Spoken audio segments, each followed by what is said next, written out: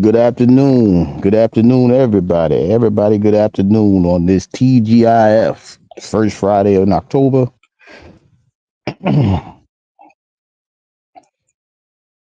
uh, Good afternoon to Coach D, my 33 brother. What's going on? Scorpio Mama, how are you? Good afternoon. Miss T, good afternoon. All right, so this has been this this conversation for me should have been had maybe a couple of weeks ago, but I wanted to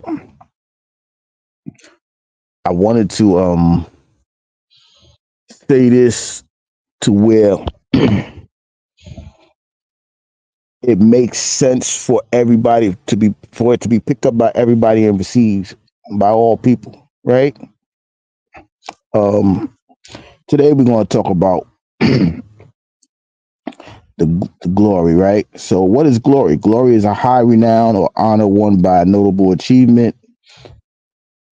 Also, is magnificence or great beauty. Excuse me. Another meaning is to take great pride or pleasure in, right? So we're gonna have the conversation about those three. But we also know that glory is a biblical in biblical terms. It means uh, uh, uh, uh, a part of a victory that you when you get victory, right? There's an expression by the church people. I ain't gonna say religious people. The church people that say, you know what, you don't know you don't know my story. You just see my glory. I'm gonna paraphrase that, and that's a true statement, right? Because everybody only sees your glory. They only see the light that that you gain from the victory that you withheld, right? So the glory part of it is that God has allowed you to become victorious over a thing. right? And in that victory, the glory is shined, shined, shown, whatever. The light comes upon you, right? And in this fashion, we understand that if something is, if God has given you something, if he, in this case, he's giving you the glory over something that you have just redeemed. You have redeemed yourself or overcame a obstacle or a hurdle in your life, right? So we have a lot of people that has overcome, but we also have some people that say they have glory, but there's no light upon that glory, right? And we also understand when we deal with God, right? We understand that God don't do things in artificialness, right? Meaning God don't do things in fakeness. He don't do nothing in in a mistake fashion or artificial fashion. God is a omnipresence. He is a person that is always going to be within you. And that's just me saying that kindly. But we also understand that when you get that victory, right? We also know that you definitely are not supposed to turn his glory into a shame, right? And so when we think about lights, right? We think about natural light, right? So we consider things like, the sun, the moon, the stars, and natural fires, right? Because you can have a light, and this is the crazy part about the whole scenario. You can have a fire, right? But if the fire is not naturally made, like for example, if you don't have a lightning storm, a strike of lightning causing the fire, that is natural. Man making a light is not natural. Even when he made the fire, even when the man made the fire, that's not a natural thing. That's something that's created, right? And so we have to understand that there's a lot of us that say we have glory, but it's an artificial light. So if it's if it's surrounded by artificial light, that glory cannot be authentic. That victory can't be authentic. That redemption cannot be authentic, right? Because you can do some things, right? But it's not because it's not it has to be a natural thing to get the glory. Naga, good afternoon, right? So I just wanted to come up here and say we have a lot of people that say they have glory or they have a victory of a thing, and it's not a genuine thing, a genuine victory. Not to say that everybody's overcoming is not to be spoken of and it's not to be congratulated, but it's the glory part of a thing that allows it to be authentic. Because when that glory hits you, right, when that light hits you, right, whether it's the natural light I just spoke about, whether it's like that, you have to understand that the authenticity of your victory, that your glory is truly meant to be. And so we have a whole bunch of people out here that's running around with glory and artificial light. I don't know how they could. My thing is, I don't know how that's authentic, right? Just because you have a spotlight on you doesn't mean that your glory is authentic. It's real. A lot of us walk around here with a man-made glory, a man-made victory. A man, you understand? Like, and then we want everybody to say that it is an authentic glorification, and it's not. You're glorifying it because you're telling the story the way you want people to know it, right? But when you have true glory, when you have that true victory, There's an aura around you. And for some people, you know, they may say that aura is light, right? But I believe that the aura is something that is it's the light, but it's more of a shield for you to keep that energy to yourself, right? So when you have that type of glory, it's like, yo, you got to stay away from all things that's coming to harm you or coming against you. And there are people out here who is trying to ruin the glory by trying to penetrate your aura. They trying to dim the magnetic field of your aura. And you have to ask yourself, why is the hate so real that you don't have to know my story to know my glory? Why are you upset? Why are you trying to seek? Why are you trying to show that my glory is not authentic? When you deal with authentic people, you're gonna have you're gonna have them continuously uh, illuminating your story, right? Because when you got authentic people around you, they are going to say, you know what, I understand what you're going through, and I want to be here to protect your glory, your peace, however way that I can. Or you go, young Riaz, good afternoon, and then you're going to turn around and say, if there's anything I could do to help magnify your situation, then allow me to help, or ask, may I be of assistance?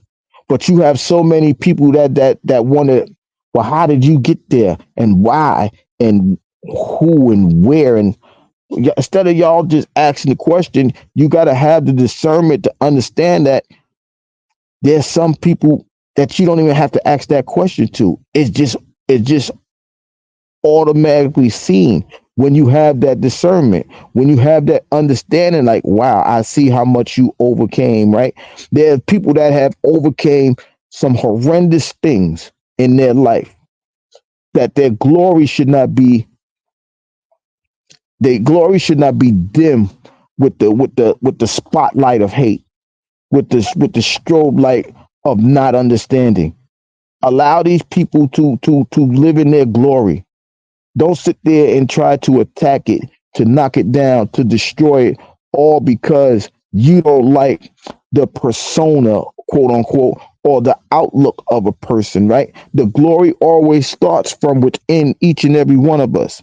How does it start? Because just like in my last life, you have to start in a darkness to incubate the decision, or to write the vision and make it plain. How can I overcome this situation? And a lot of the times we have to start that thought process from a dark place because we're sick and tired of being sick and tired of a situation. And so now, when that comes to pass and when you do overcome, you gain the victory.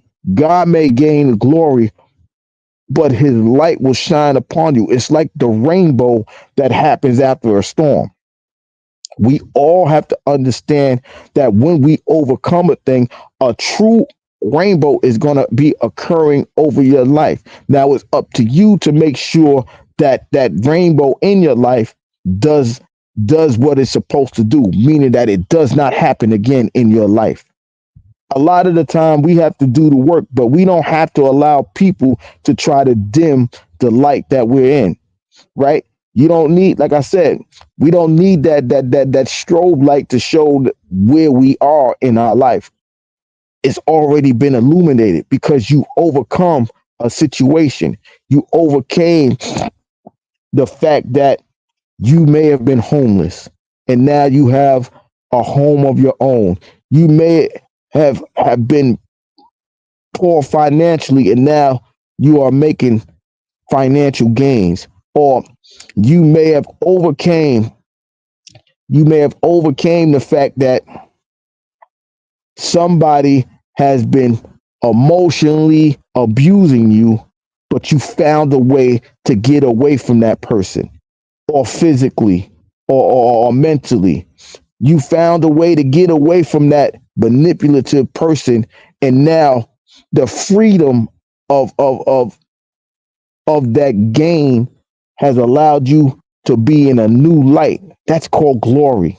So when we understand how much glory is a necessity for us, we have to break it down into victories and we have to break it down into defeats because we already been defeated. So now there's no way to come but up. If you in the valley and you making your and you decide I don't want to be here no more, the thought process is this: I'm gonna make a ABC plan to get up towards the hill from which my help may come, and then you begin your journey. And when you get to the top of that hill, you are in your victory stage. And when you get to that victory, the glory is going to be given unto you. The light will be shined upon you. And like I said, that rainbow may appear into your life, into your vision. Even if you're the only one that sees it, it's yours. We don't have to share it with nobody. We don't have to do anything with anybody else because it's your glory. It's your victory. It's your light that has been given unto you. You don't have to make it stretch out. You don't have to do nothing. And if anybody doesn't see it, that's a them problem and it's not your problem. So when you are the overcomer, when you are victorious, and there are people coming about you, looking at you in a different light because they can't understand the illumination of your victory, you don't owe that explanation to nobody. You don't owe it to a soul. Your soul is the light that matters. Your soul is the glory that is being redeemed or overcame a certain aspect in his journey. Your search for well-being is the glory that you have now been given because you have done the work. It doesn't matter if everybody sees it. It doesn't matter if they even understand it. But the fact that there are so many people that have this fake light, this fake victory, the fake glory is where people get the two misconstrued.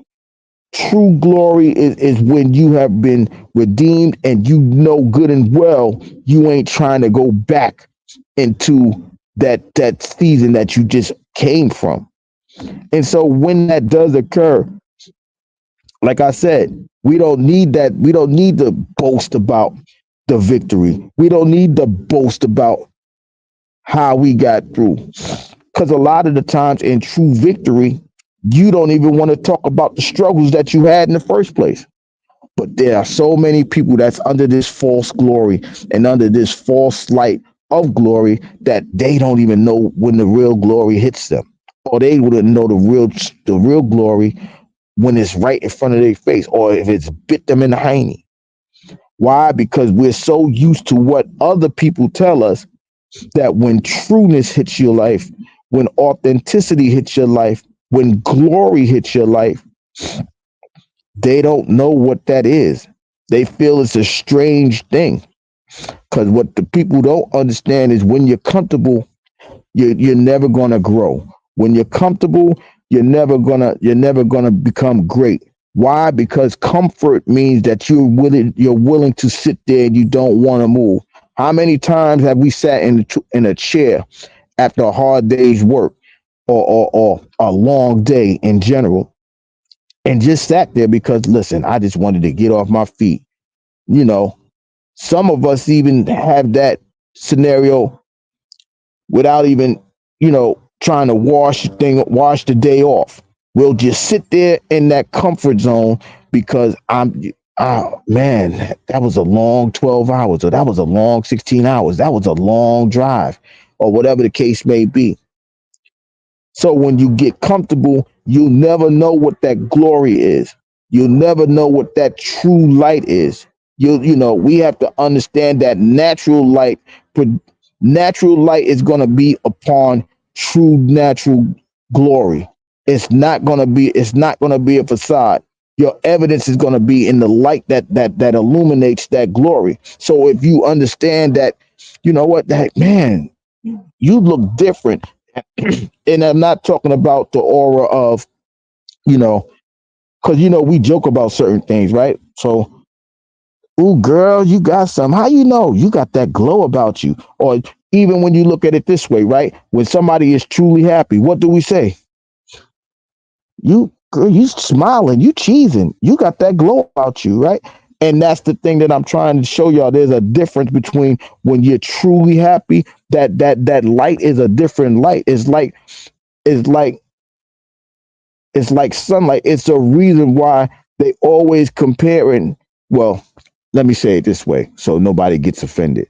There's a reason why they say that Jesus was always around the sun. And I'm talking about the illustrative mode, not the literal term or anything like that. But when you understand it's about the sun and his walk, you understand that your true glory is a natural light and nothing else. When you get that ultimate victory, that glory is of a natural light, a illumination that no one can mistake it. No one can, say, well, that looks phony or fake. They can do it. That just means that they're hating. That's when they want to shine their artificial light at you. They may shine their LED light to be seen. They may shine they strobe lights. They may shine whatever light, but it could never duplicate the original glory, that light that you got from your victory. And because people never will understand that victory, they're always going to say, well, that's some fake ass light. Or that let's try to dim it. And you can't really dim it because you're overcoming. Your redemption of the situation cannot cannot be overshadowed. There are things in life that we have all overcome, and we have, even if we don't talk about it, there's an illumination about you. And like I said, most part, the illumination we is the aura of us overcoming a thing. And when you overcome something like that, your light is truly authentic. It's no fakeness about it.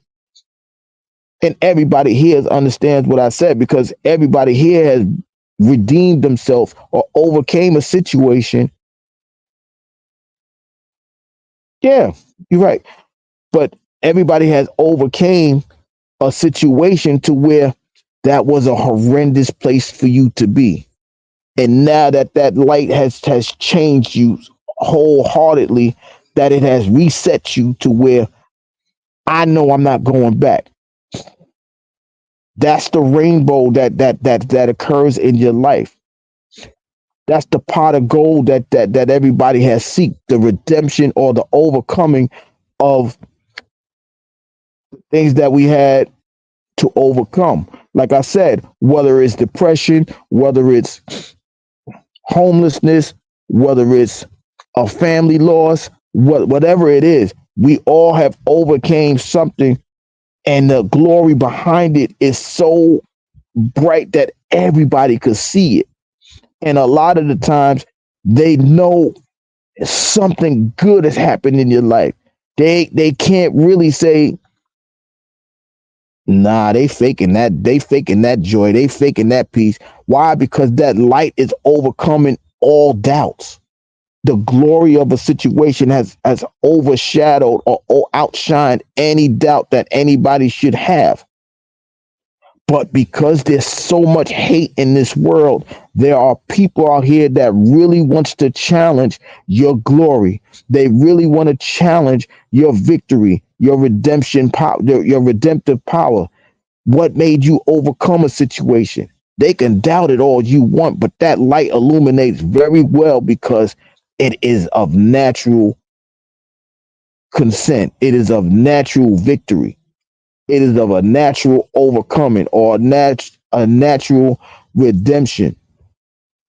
And so those are the things that we have to look at when we go through everyday life, whether it's on YouTube, whether it's on any other social media, whether it's real life.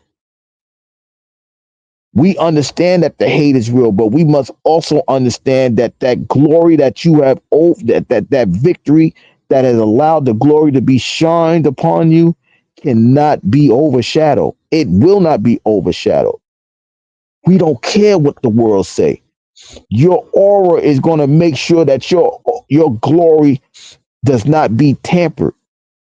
It may even add to the natural light that the glory has is shining upon you. But it is definitely going to make sure that it is protecting the victory and the peace that you have gained from your overcoming or your victory, like I said.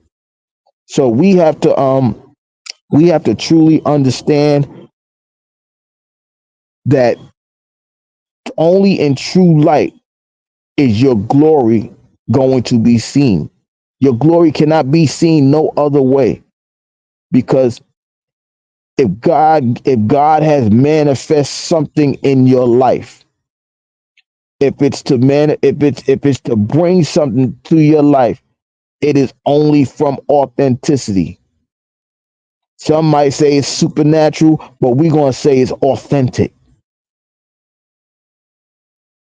It ain't man made. It's spiritually planted, it's spiritually grown, and it is naturally received or overcame. The seed that you plant is naturally going to grow into a thing that is supposed to be. The only way it doesn't is if you touch it. Your natural self touch it. Let me not say natural. Your fleshly self touches it, because when we get in our own, when we get in the way, we have a way to tamper with the natural beauty of a thing, and that's what we can't do.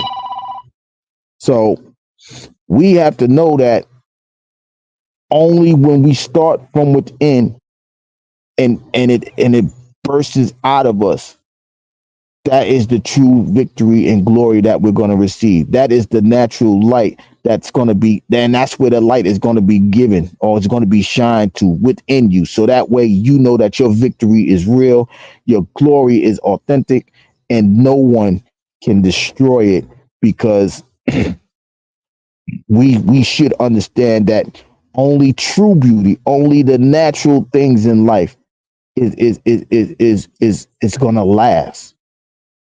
As far as the light, if that sun evaporates and gets destroyed, what happens? Life is not going to exist the way it's supposed to exist. They may make up, some crazy light, but your life ain't gonna be the same without that natural light.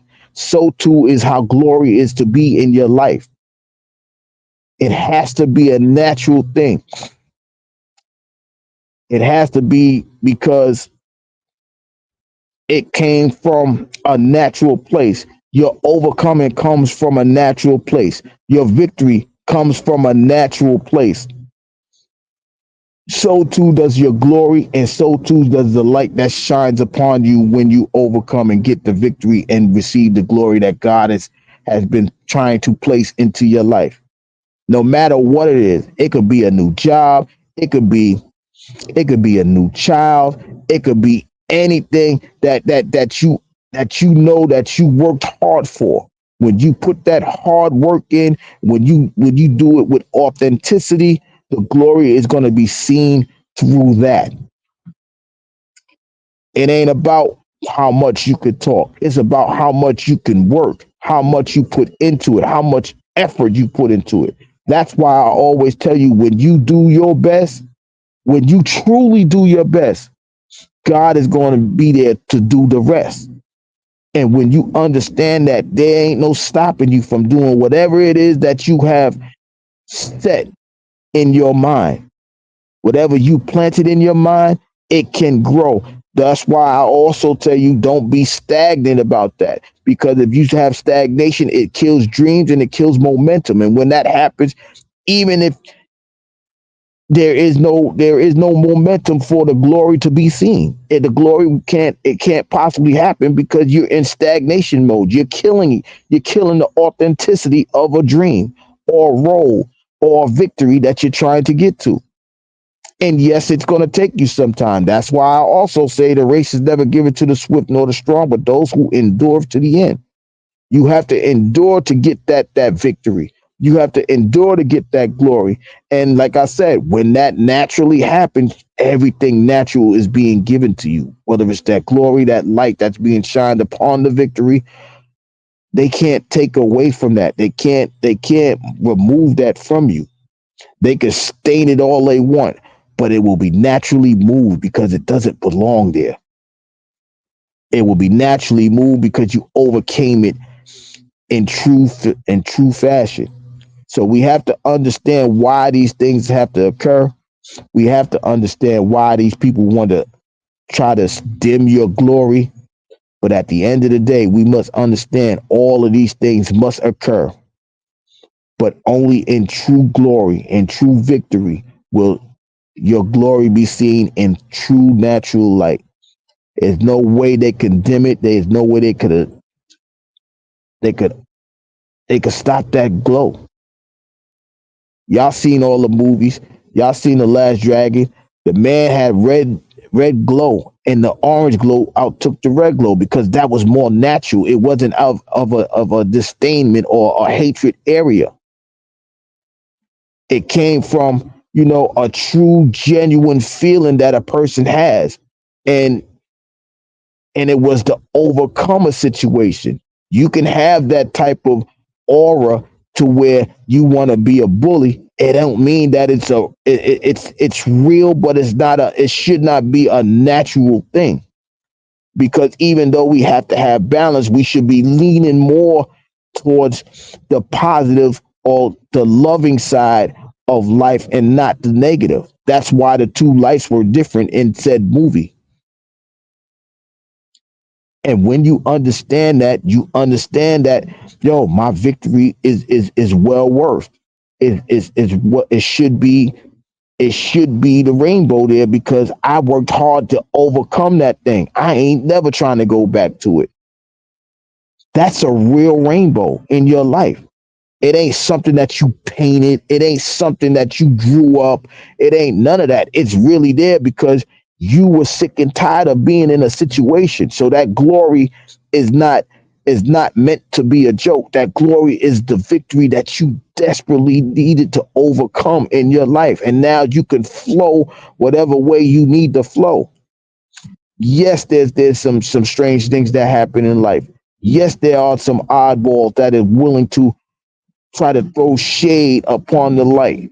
But we always know that when that light shines, it could hold that darkness off for a very long time. We know darkness is going to have its turn, but at that time, that glory, that victory is going to be so bright that the darkness has to fade away somewhere until it knows it has to come back. That's the beauty of glory.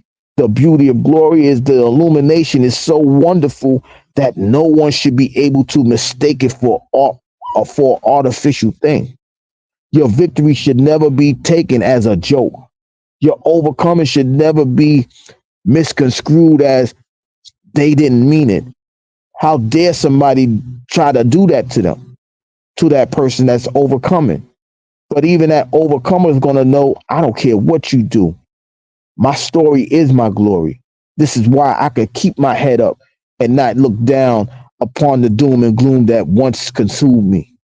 You have to understand how powerful true glory is and how how necessary the true light is to match that glory. If it doesn't match, like OJ said, if it don't fit, it must be acquitted.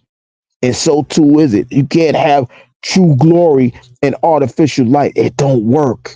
It's not the same. Something is off. Something ain't real. Natural and natural is beauty. True beauty. All right, cool. If you can, you can. I'm here. But that's what I'm trying to explain to everybody. When trueness comes, the beautification. That's if that's my. I just made up a word. I'm trying to be like my 33 brother. But the beautification of a thing becomes authentic. It's no faking it. It's no half stepping about it. It's there in all of its glory. The beauty is in all of its glory. Those are the things that we want in our life. Those are the things that we fight hard to overcome so we can receive that beautification of the defeating of the thing that held us down in the first place. So if we do got a lot of work to do, let's start working at it. And if we are living in a false glory, let's work our way to make that glory into an authentic one. Let's stop half stepping. Let's stop showboating for certain people. Let's stop acting like we don't have situations in our life that glory is not authentic. When it's real, everybody knows when it's real. It won't be a truth, it'll be a fact because everyone will come into agreement like that person definitely overcame that situation. We see that light the same way. It's not a fake light, it's real. And those are the ways that you know when the glory has been given to you because your victory was authentic. You didn't have to cheat, you didn't have to rob, you didn't have to steal. You just did everything that you needed to do to get to the victory, and God's glory will be shined upon you. And nobody could mistake that illumination in your life. And if they see your aura, they may try to want a piece of it, but it's going to protect you from those people that's trying to steal the glory that they didn't help add to into your life. And so those are the things that we really want around us. Those are the things that we need for it to occur. And when that does happen, like I said, that illumination is going to draw people to you. Hopefully you have the discernment to know the ones that's trying to add to it and to from those that are trying to subtract to it. That's why the glory is so beautiful, it's so authentic, it's so great, as Naga just said, because the greatness is from you coming from your comfortable stage and knowing that I can't grow in a comfort zone. I must elevate. You don't elevate in comfort. You stagnate in comfort. You sit still in comfort. So when you rise to the occasion of the stagnation, meaning that you are not allowing that stagnation to take over any longer, it's not stopping you any longer.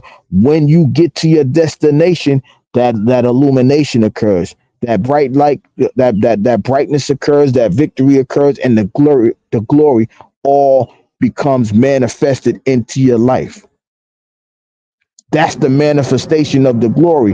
The real natural light is the manifestation of your victory. And can't no one or nothing stop that from occurring. They could block, they could hate, they could do whatever they want. But authenticity cannot be stopped. So your glory can't be stopped if you truly, truly overcame a thing by busting your hump, hard work. Stagnation can't win if you keep picking yourself up. You become victorious even after you get knocked down because you got back up. You don't lose fights because you got knocked down. You lose it because the stagnation keeps you on the ground. It's not going to allow you to pick up. Excuse me. So if the stagnation is not allowing you to get the victory, once you get the victory, you have seen the light and you have seen the dark. The dark side is that you have been stagnated. The glory is when you overcome the stagnation, if you want to look at it that way. So we have to understand. I can't stand you, Commander. You have to understand that even in your darkest stage, the glory could begin in that very second. Yeah, you gotta the comfort is where you come together. You should be coming together to get the plan to be elevated. and not to sit still. That's what the comfort zone should be. But we get so relaxed in that comfort that we don't activate the plan. And that's the thing that we have to understand. When you activate your plan, and when that plan finally does become your victory, the glory is going to be added unto your life. And those are the things that we have to understand. Like I said, going forward, everybody here must understand it's never too late to be given to receive your glory. It's never too late. You could be 95 years old, and if you continuously work on what you are working on, that glory will be seen in your victory. It doesn't matter about nothing else. It's your determination that allows you to receive glory.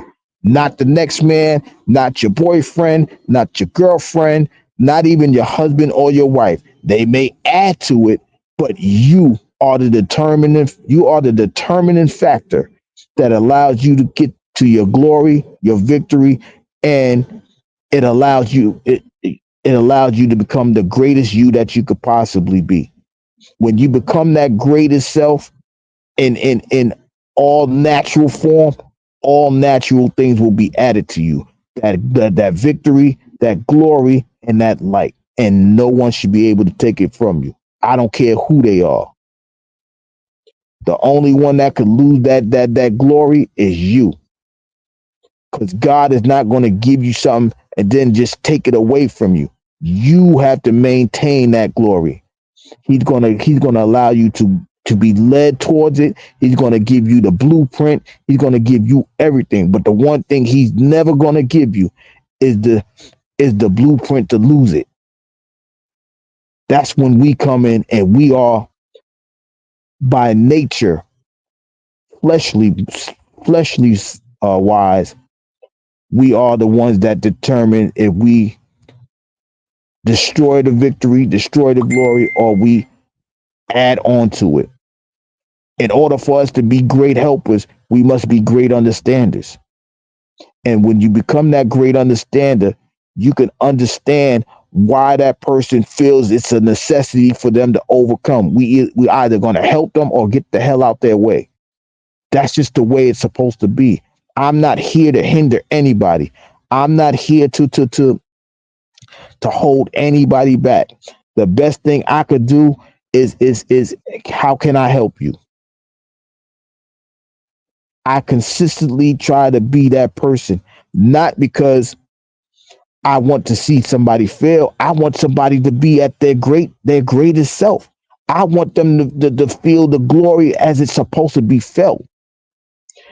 I want that person to know that that natural glow, that natural light can be theirs for their own choosing. But as long as you got nine yes people around you, that one little voice, that conscience of yours may not even be heard. It may be being drowned out. Even though that's the natural thing that you must learn from your conscience, you got nine other voices you hear. It could be drained out. That's the stagnation that I'm talking about. Only when you clear ways for that conscience to be heard is when you're going to strive and gain your victory, and the glory will be added unto you. It's very easy to talk about biblical verses and things like that, but we all know the enemy knows the word just like the person who wrote it. And if he knows the word, that don't mean he got the glory. It just means he know it. You gotta put that word. You gotta activate those words and to the plan. You gotta activate it to where it is redemptive into your life. And when it's redemptive into your life, you are going to see a result that no one can dispute. That's called glory. And so that's just the way that it has to be in this life. So I am looking forward to people having true glory, true victory, the true light shining upon them, the true aura that's going to it's going to do everything that it needs to do to keep away the falseness around us. I'm willing to strive for that. I'm willing to go get that. I'm willing to reach the stars for that. The question is, who else wants to do that? Who else wants to receive the true glory of their victory that is waiting for them at the end of their race? Those are the questions that need to be asked. The hell with everybody and their fast moving thing. We know life is a process, you know, and that's just the way that it is. You gotta want that trueness. You gotta want that realness. And only way to get the glory is through hard work and motivation and doing the things that you need to do. That's why it was placed in your heart to strive for victories in the first place. That's why it's placed for you to strive to overcome in the first place. So you can receive the glory and you can receive that natural life. Some people might call it redemptive life. I don't care what you call it, but what you better call it is authentic life. You will never get authenticity in artificial areas. That's what we have to understand. That's what we need to know. And that's just how we look at things. That's how we should receive things. That's how we should perceive things. Only through the hard work will the glory come unto your life. Only through the overcoming will the victory be added unto you. You cannot sit in mess. You can't sit in mess and say, that's my victory. If that's your victory, that's not authentic. That's just messy. And so those are the things that we have to look forward to going forward. I believe that blueprint is going to get you that redemptive light that everyone wants but want to hate because they don't want to strive for it. So let me go ahead and look into these comments because I think Naga was saying, what is a single practice one can use? What is a single practice one can use to be glorified? I think a single practice that can be used, y'all might think that it's not, it's a little off, but it's the genuineness in your strives, right? That means that when you truly are making strides in the right direction,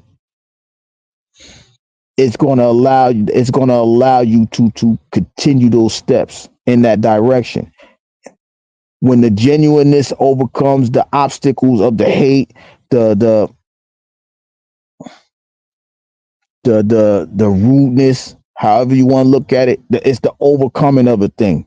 When your genuineness allows you to overcome those situations, that is the best step to get you to glorification.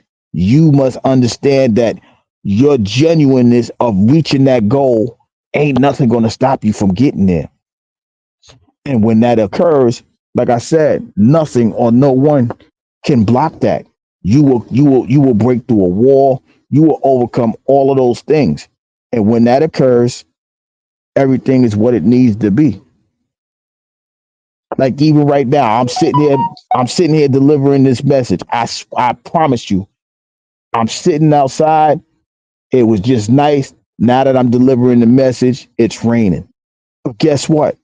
It can't stop me from delivering the message that I felt that needed to be said. I could sit here and get drenched right now, but it's too late. You've over you bypassed that situation. It can't dampen what you need to do in order for your mission to be completed. And because my mission is completed, even though it's in a rainy situation, my genuineness is being shined upon me. because it's meant for me to do this. So that's the best way to have a single practice. You got to be genuine in what you do. You got to know that what you saying is going to help somebody. In my case, in this case, for me, I'm speaking for me. I truly believe this is going to help somebody. So my genuineness is going to be seen. My authenticity is going to be shined because most of y'all that are here, y'all saying that whatever I'm saying is coming from a good spot, a great spot. It's not to harm, but to help. It's not to decrease, but to increase. So that's the single practice for me that will get me to towards the glorification or the victory that I need to get to. That was a good question though, Naga. I appreciate that. A comfort zone is a battlefield and it can that, but like I said, we know that com could be come together. So you are coming together in a fort for you. See, I'm gonna be like Naga now. I'm coming together in a fort to get a situation resolved. Comfort. You see what I'm saying? I could do that too. But if we like we just I don't know if everybody remember what happened in uh Coach D's live. I'm still getting used to that, y'all. Please forgive me. But when I asked that question to Coach D and I explained to him, and we saw that come means like togetherness and all of that. So when it's time to come together, come, right? Now you come in. What's a fort? A fort is a place where you are in a defensive mode, right? We're going to hold the fort down. We're going to hold the bunker down. Or it's a place where we gather. So you come together to get to a decision of how to go forward against something that may be trying to hold us within or keep us back from a situation. So that's what comfort means to me if I break it down in that way. I'm not disagreeing with you. I'm just saying for me, it's just something different. Your truth is your truth. My truth is my truth. But either way, no way, none of those ways can be factual. You see what I'm saying? It just was works for us.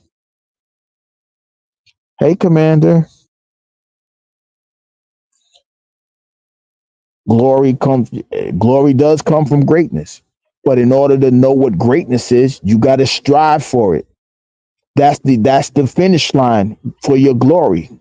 That's the finish line for greatness is glory. You're going to be glorified when you become great. And it's also going to make you a humble person because you know how hard you had to work for it. So what we're going to do when we get there is we're going to say less. We're going to say less just to get there in the first place because we ain't trying to hear the doubts to get to the greatness, to get to the glory. So say less. I'm gonna show you better than I can tell you. That's what we need to do as a whole. But because there's so many people in our ears, we have a tendency to hear the nonsense and allow it to block us before we even get started. That will be called stagnation. So, you know, that's just the thing with it. Uh, I just, like I said, I was supposed to do this maybe 2 weeks ago, but I was like, I need to have the right words, the right energy to do this. Because even sometimes when we rush a thing, the glory can't be seen. I hope this is the right time for people to receive this because it's not for my glory, it's for the glorification of it being received. I don't have to be right about it. It needs to be right. And if it's right and if you apply it, it's not my glory that's going to be given to you. It's going to be your glory of using it and seeing that it was correct. That will be called the victory, and that's why it took me a while for me to even have this conversation because I wanted to make this point uh for people to grasp it and understand it. We used to dance and chat for the rain and come just as important. Yeah, but what I'm saying is, I get that. But what I'm saying is, you know, I'm sitting. The point was, I'm sitting outside, and a lot of us run away from this thing because you know we think that the water is going to make us sick and the weather and so on and so forth. Oh, you're going to catch a cold if that's the case. So we have to we that was the point of me saying that statement about the rain trying to get me out of stopping me from having live, because I'm not going inside to continue live. I'm going to sit right here while it's fresh and then while it's flowing, and nothing was going to stop me. That was my comment about how the rain was trying to stop me, and just like that, it was a drizzle. It wasn't even a hard rain. Naga, good afternoon. How are you? What's going on? It was my brother. Good stream, man. You know, that's very Appreciate it. important, to have this conversation for sure. Salute to everybody in the chat. Coach D Tay, Mama Scorpio, everybody, man. Yeah, I just felt like it was a necessity because a lot of us believe that glory can be it, they don't understand how important the glory is. It allows your victory to be, it could be seen, and it allows people to understand that you worked hard to achieve that place that you wanted to get to. And so, you know, for me, like I said, this may be about 2 weeks in that was held, but at the same time, I wanted to just have the conversation to where it could be received and not rushed. Because, like I just said, even a rushed product is not in its greatest form because it's rushed. You might have missed the part, you might have missed the goal, you might have missed the destination. So, what you got to add to this? Uh, well, glory comes in in all forms, right? Uh, speaking, in generals, right? Not on a personal level, in generals, we have glory, we are being glorified, but it's the seed that we plant that we are reaping from, you know so we glorify death, you know so therefore, we our rewards, so our glory come from death, you know but like I said, glory comes in all shape and form. So I think if we need to be glorified, and if we want to have glory, or want to be glorified in a certain way, then we have to glorify these things. For example, you know when Jesus was, and this is tying back to us, glorifying death, when Jesus, was about to go up on the cross, and what he said, Father, the time is now, glorify me, that I may glorify your name, you know so he asked, God to glorify him, so he will glorify God, which is what we suffer from today. We all suffer from the glory, Jesus, God from the Father, which is death, but we can turn, and we can turn the other cheek, we can look the other way, and start glorifying life, right? And we will be glorified, glory in everything that brings life, like the mother was sacred, the great mother and the great spirit, like how the ancestors, uh were you know like how they were very, they were honorable people, because another name for glory is is honor. So today we stop, we don't honor our ancestors, we don't glorify our ancestors, so how can they glorify us, you know That's true. Because even when you look, all right, if we're here to glorify the ancestors, right? We must redeem we must redeem what they left for us, right? And when we redeem, that's when the glory comes in. Is a redemptiveness that has to occur for the glory to be received in the first place, right?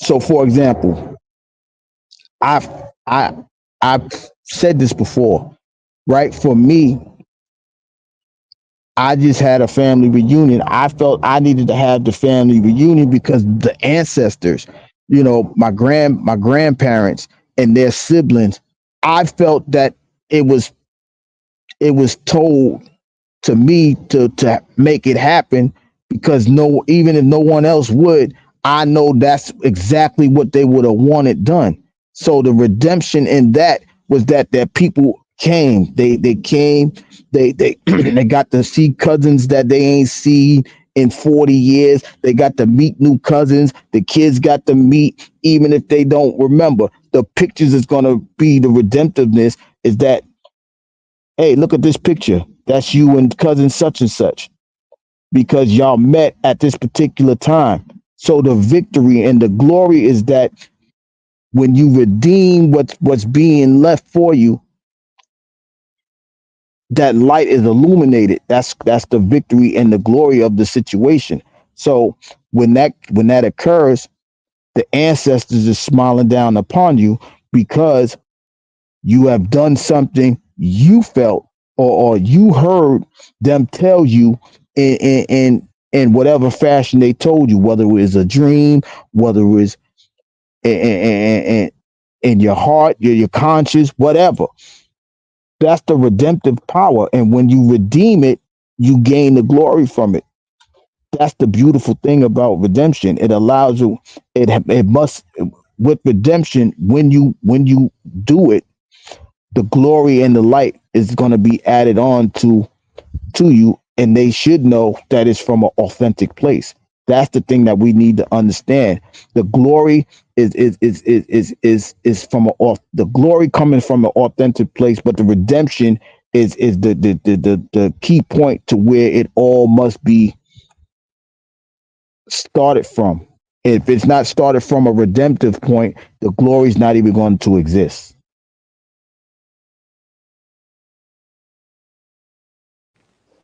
yeah, I agree. And the way I'm looking at it, uh you know you only gonna get told, if you don't know. So the ancestors could have stepped in, and help us, or whatever the case may be, and do the things that we want, even on a religious perspective. How certain people turn their back on religion because they felt like God could have stopped a lot of things. Well, it's the same thing with their ancestors too. A lot of people turn their back on their ancestors because they felt like their ancestors can stop a lot of things. But the thing is not about them, stopping or telling you what to do, but it's about you knowing what to do and stop it and stopping it, because that's what uh being genuine is. That's what generosity is. Is not to do something because you got told, because uh uh they tell you to do the right thing, but because it's the right thing to do. you know that's when you're being genuine. So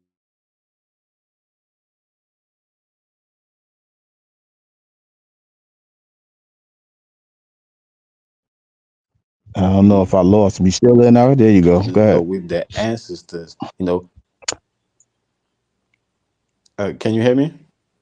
Yeah, go ahead. Yeah, you got faded out real quick, but go ahead, continue. But yeah, I was saying, a lot of us, we know, the right thing to do is to reconnect back with the ancestors, but We refuse to do these things because we're waiting, for the ancestors to come, to come and tell us that, themselves, in some type of supernatural way, you know, or some type of miracles. All these, illusions that we have, these eluded realities we're creating in our mind. We expect, the ancestors to connect, you know, with all this foolery, with all this rhetoric. We Mm. accept, expect the ancestors, to connect, trying to connect with us through all of that, instead of, throw all of that away, and do the right thing, which we know is the right thing to do. So I think, yeah, like you were saying, a key part of that is redeeming ourselves. And like me hearing the word redeem is like, okay, you know we have too much of that dark light, and we need to dim that light in order for us to find balance, to be, in order for us to find that balance with that, with that light, with that true light. I definitely agree with that. I also, while you were saying that, something came to me. I'm like, okay, you know why? There's a lot of people that don't even this. The conversation may go over their head because even if you have to be reminded of the ancestors, right? A lot of people have this this mantra of out of sight, out of mind. So if you don't see them physically, you ain't gonna remember them, and if you don't remember them, you can't remember what they had, how important they was into your life, or how what was the goal that they wanted done before they passed on. We all have that out of sight. Well, a lot of us have that out of sight, out of mind mentality, and because of that, I believe there's no connection to the inner self, to the ancestors, the God that's within them, or for those that seek the higher God, that God as well. So all because we live in this physical world, we forget that there's things that move within us to help us to be reminded of those people that loved us and those people that wanted the best for us. That's why I always tell people, if you love that person, you live they'll live through you by doing what they think will be best for you. If it works, it works. You still can redeem something even if it doesn't fail. You redeem the fact that you made the connection to the ancestor through the goal that you thought they would want you to do. Even if it fails, that's a redemptive power too, but that's a glorification as well. But I don't think people really understand that part. So it's going to sound far fetched, like somebody's really reaching. But at the end of the day, we have to understand that even in the glorification, the redemption is to overcome. And when you overcome, sometimes we're overcoming that loss of the physicalness of the ancestor that was here for us. So we have to, that's why I said a whole bunch of this is your work ethic. And if you become stagnated, all of that gets lost in the stagnation. So that's just how I feel about that. Yeah, even listening to the word glory itself, the root word is glow, and that's why I was putting it in it, in the dual form, of dark and light. Either way to achieve glory, is to be filled, or is to be glow, with light, whether it's dark light or whether it's true light, right? So, you know, uh, and like you said, the one way to, the how to do that is to go in from within, is to reconnect, you know with their ancestors. Then, they will fill you, fill us with the light, with the energy, with all the frequency, with the vibration that we need, that's going to make us, glow, right? That's going to, and true light, cannot be uh cannot be ignored.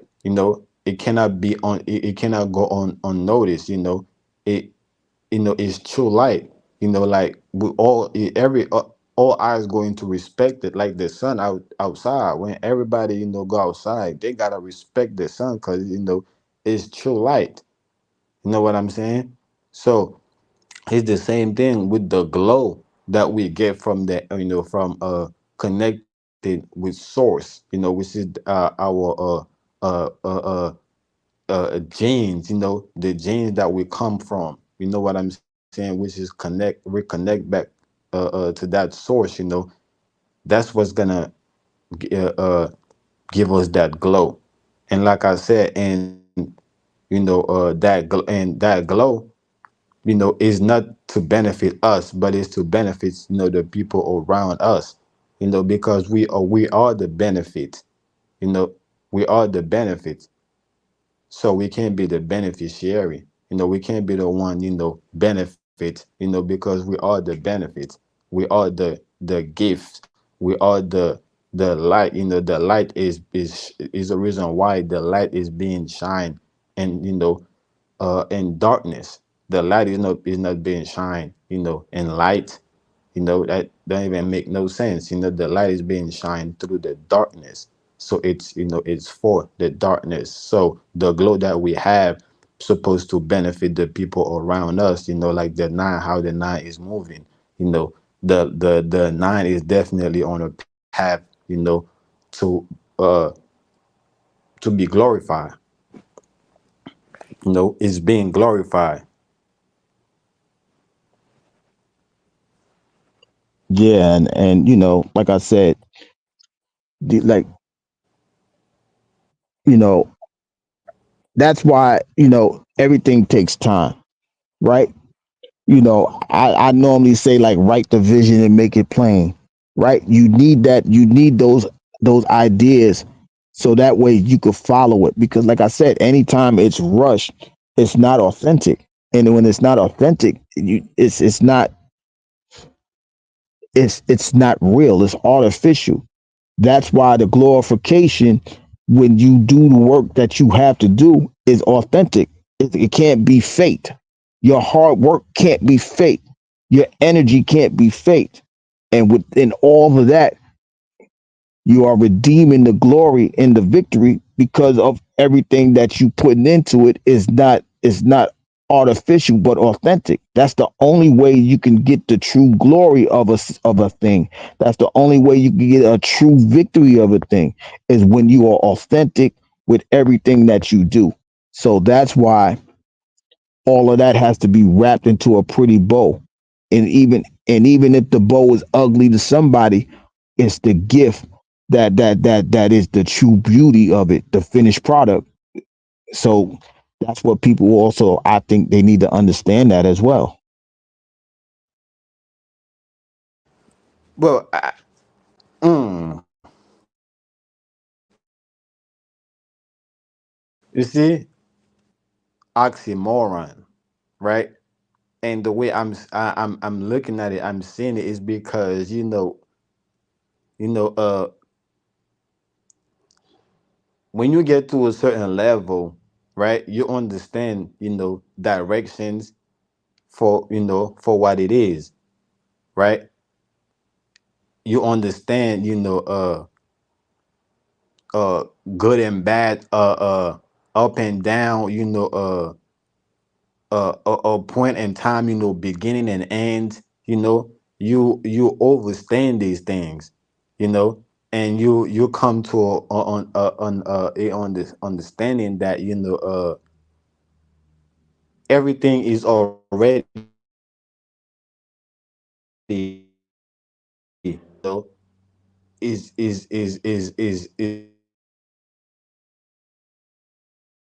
all happening at once. So time is really, a measurement, on how you measure, movement. So, you know, once you understand these things, once you come to that level, then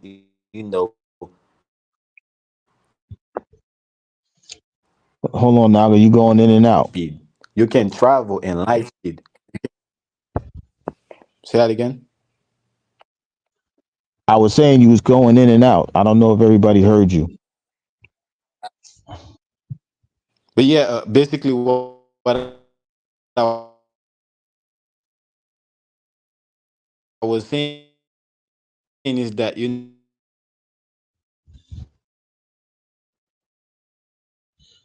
rise above you need. You can travel in light speed. You can do things, in light, light speed, because you know you understand how everything is happening at once, meaning that you don't have to wait for the future to come to you. You could already be in the future. You could walk into the future in light speed, right? So that's why I said, to me it's like an oxymoron, to think that, okay, well, I can't rush my glory. I can't, uh you know uh it have to, for me to achieve that true glory, it gotta take time. And or it, to me, like I said, is, true glory, you know uh come in all shape or form. you know you got, glory is glory. You know what I'm saying? Hmm. I agree with you. Shay Love, good The afternoon. illusion that makes you think is glory. Yeah. So we know You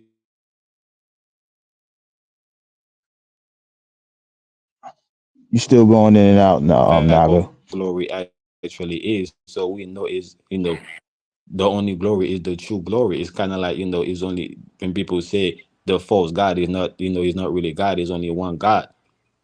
So that's why I was going back to saying that, to me is an oxymoron, to think that, okay, I gotta wait, I gotta go a certain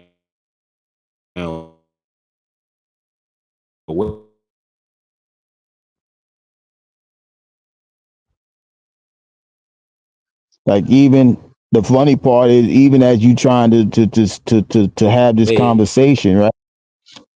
Even as you trying to have this conversation, Naga, I promise you, this is why I said what I said about the rain earlier. And now it's happening with you. Like, you trying to add to the conversation, and it's valid points, but because some energy is trying to stop you from adding to the conversation, it can't really stop the flow of the thing, right? It may stop you at a particular point, but it's your efforts that's going to make it to the finish line. And we just all, like I said, we all have to understand the authenticity of your efforts is going to allow you to receive the glorification and the victory in your life. And that light can never be that it could never be dimmed. It could never be it could never be changed. It could be reflected, probably, but it can't be removed when it's yours to be received. There's nothing that can stop it, because your hard work, your efforts, your your your energy is what allows the glory to be added. Well, it allows the victory to be given to you, but it's the glory that's added on afterwards, because it's the redemption of what you just overcame. So that's one of the things that we all have to understand. Do we make mistakes? Mistakes are a part of everyday life. Is how you overcome it, or how do you redeem the mistake. If you redeem the mistake with the with the genuineness of really wanting it to be corrected, it will be added unto you, and you will gain a victory from that. You are supposed to learn from your mistakes. When you learn from your mistakes, you overcome it, and when you overcome it, you redeem yourself by overcoming it, and that will add glory unto you. And that's what we all have to understand. We can all overcome a situation. It's just the fact of how much work do you want to put into it, how much energy you want to add to it, how much energy you want to exert into a thing. that is what determines how bright your glory is, how bright the light of the glorification becomes into your life. Whether what Like I said, whether God is always going to place it into your heart. He's always going to place it into your mind and soul.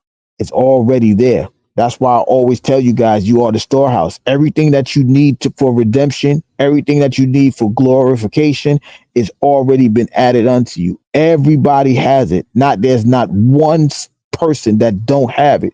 You just got to find it in your storehouse. You got to understand where it's at. You got to find it. You got to activate it. You got to replenish the gift. You have to do So those things for it to work.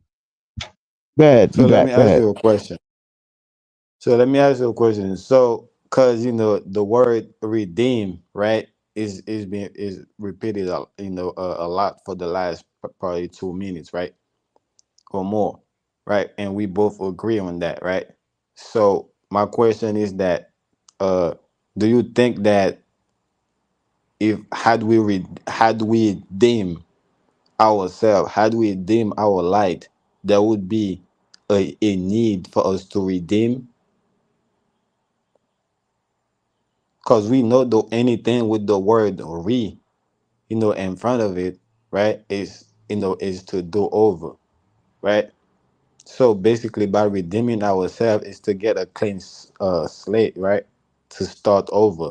So I'm saying, had we started the right way, do you think there would be a need to restart?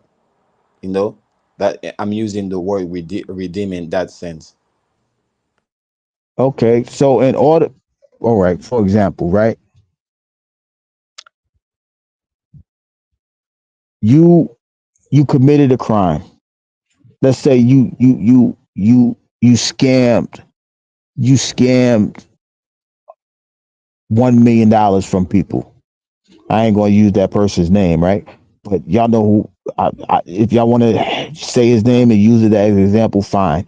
But in order to redeem that error, you must replenish what you have taken from unnecessarily, and replenish this. Don't sometimes replenish for the most part doesn't mean just to put it back, but you must add to it. That is the redemptive power. That whether you believe the Jesus story or not, right?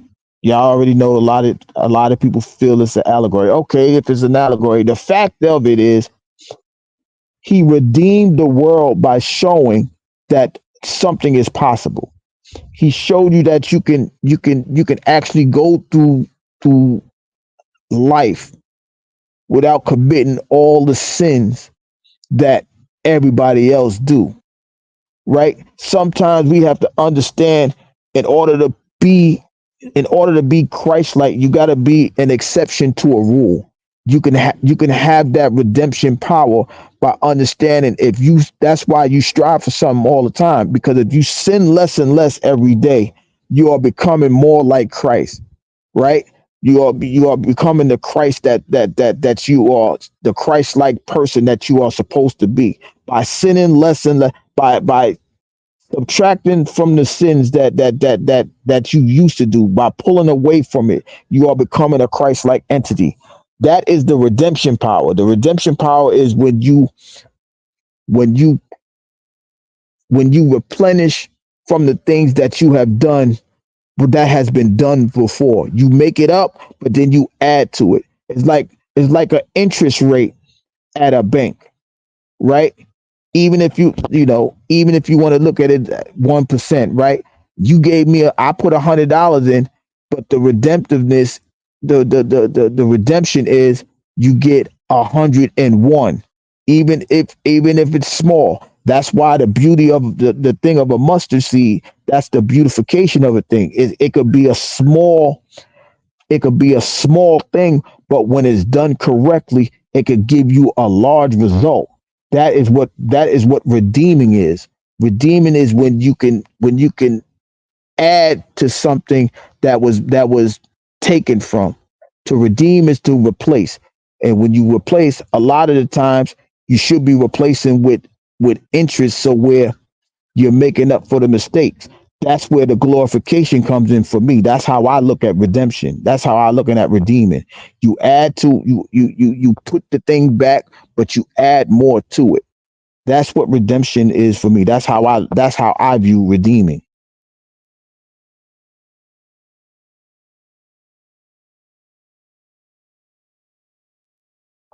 So yeah, that's just for me. I mean, that's my perspective. I No can't doubt. speak for everybody else. Okay. Yeah, no, I would say no doubt, but yet, despite, on how you view it or how I view it, we could agree to disagree, but we can also agree to agree, right? But the question still remain, right? How do we deem, ourselves, right? In the first place, would there be a need for us to redeem ourselves?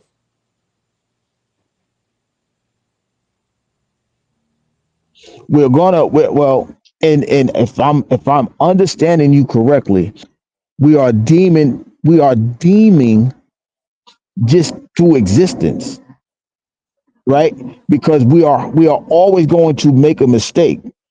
So if you correct the mistake and add more to it, the redemption is you will no longer make the mistake, right? For example, if you step on my foot, you could say you sorry, right? But the redemption part could be, hey, you want me to clean off the spot that I stepped on or something like that. People see redemption and it's crazy because people think redemption is strange like that. That's strange that you would want to clean off his shoes. No, I'm trying to show how authentic I am in the mistake that I made and I won't do it again.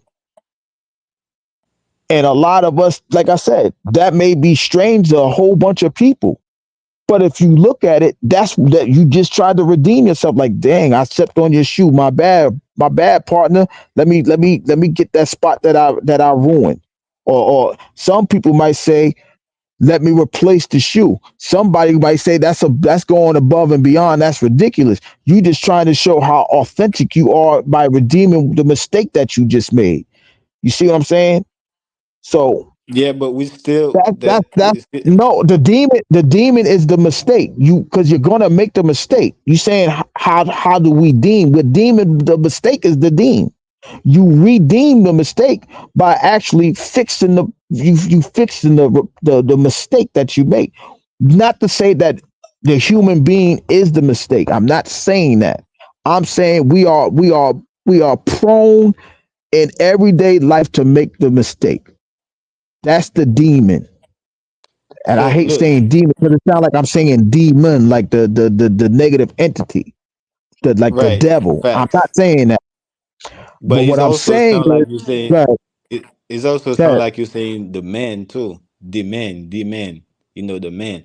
But look though, if in the sense that you're using it, right? If the demon, right, is the sin, right, then to redeem, right, is to sin again, is to continue doing the same sin, right? Do, is to keep sinning over and over to redeem, right? If it's in that sense, right? Would you that agree? I Would you agree?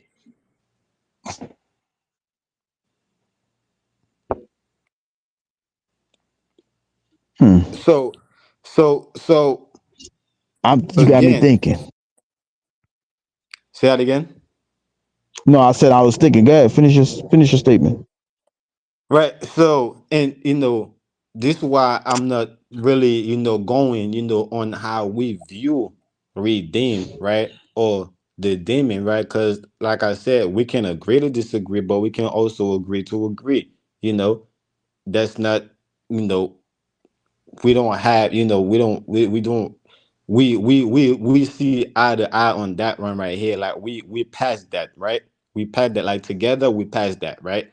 Now the step that we on, right, to move forward is because is go back to the question that I asked, which is, right, had we deemed ourselves in the first place, would there be a need to redeem it? You know what I'm saying? Void of your understanding on what redeem is or what my understanding is, right? Like I said, we both agree to that, right? We both Okay. passed that. Now the step that we on right now is okay.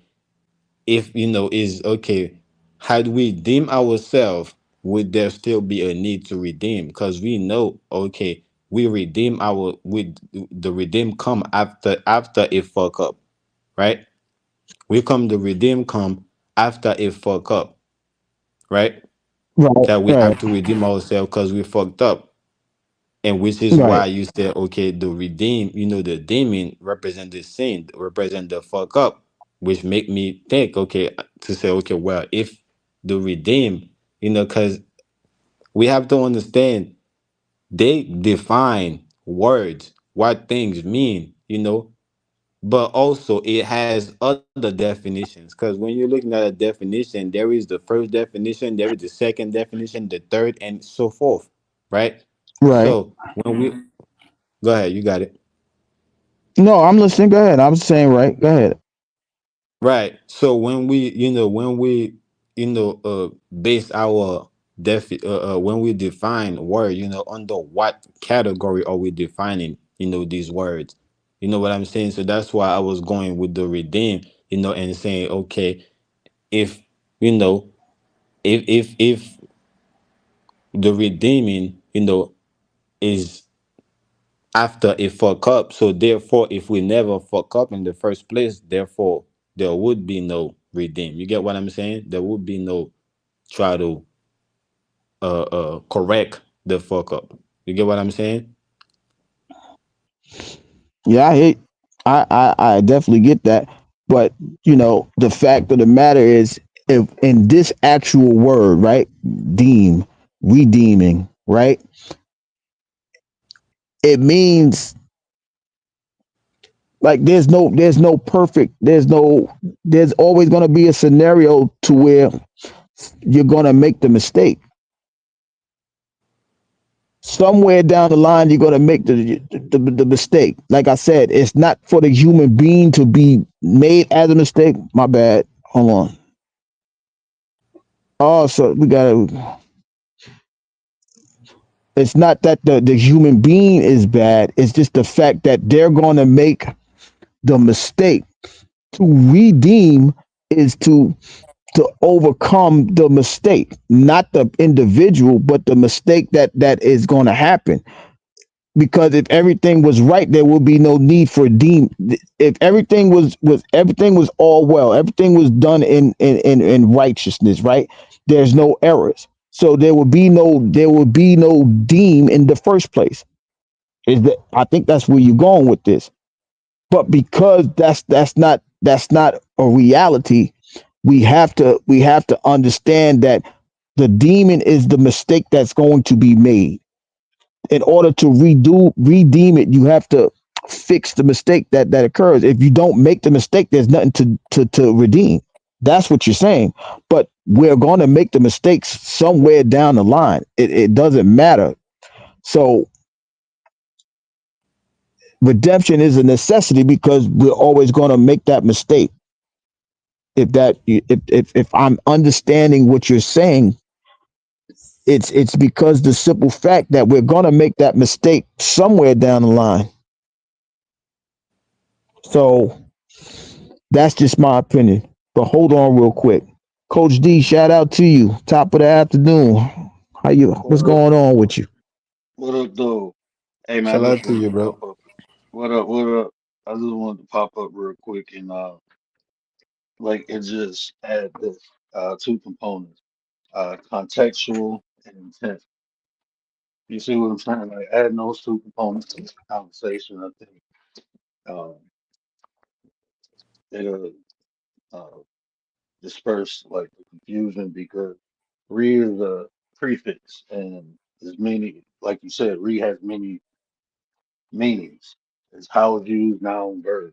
So when you're talking about redeem, re is to redo.